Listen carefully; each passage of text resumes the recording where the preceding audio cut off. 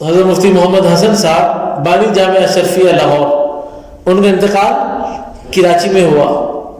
تو حضرت نے اپنے بڑے ایک مضبوط مرید تھے، ان کو وصیت فرمائی تھی کہ مجھے کہیں نہ جانے دینا، جہاں میرا انتقال ہو جائے وہاں قریب جو مسلمانوں کا قبرستان ہو اس میں جا کے تدفین کر دیں.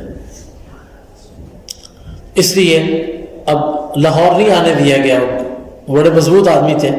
تو سنا ہے کہ کچھ لوگوں نے بہت کوشش کی کہ لاہور لے آئیں، لیکن وہ بندہ بہت مضبوط تھا حضرت کا مرید، اس نے وہیں جنازہ پڑھوا کے وہیں قریب عام قبرستان میں حضرت کی تدفین کروا دی حضرت کی وصیت کے مطابق. اور یہ حضرت مفتی محمد حسن صاحب رحمہ اللہ، یہ ہمارے حضرت قاری فتح محمد صاحب رحمۃ اللہ علیہ کے شیخ تھے، اور یہ اتنے اونچے آدمی تھے کہ ان کے بارے میں آتا ہے کہ کوئی مسئلہ ہو گیا تھا تو ڈاکٹر نے کہا تھا کہ ٹانگ کاٹنی پڑے گی، ران یا درمیان سے کاٹنی پڑے گی.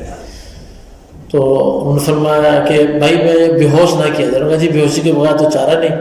انہوں نے کہا جب آپ نے آپریشن کرنا ہوگا اس سے پہلے مجھے بتا دینا تو میں ذکر میں مشغول ہو جاؤں گا، مراقبے میں، اور آپ جو ہے نا آپریشن کر لینا. حضرت اپنے مراقبے میں مشغول ہوئے، ڈاکٹر نے پوری ٹانگ کاٹ کے اس کے اوپر پٹی وٹی لگا کے سب بند کر دیا. اور پھر بعد میں چند گھنٹوں کے بعد جب حضرت اپنے مراقبے سے بیدار ہوئے تو ڈاکٹر نے کہا کہ حضرت الحمدللہ کام مکمل ہو گیا، بے ہوش نہیں کرنا پڑا، پوری ٹانگ کاٹ دی گئی. حالت ذکر اور حالت مراقبے میں اس قدر استغراق ہوا کہ ٹانگ کٹ گئی پتہ نہیں چلا. حضرت مفتی محمد حسن صاحب رحمۃ اللہ کے اتنا اونچا مقام تھا اللہ کے یہاں. تو یہ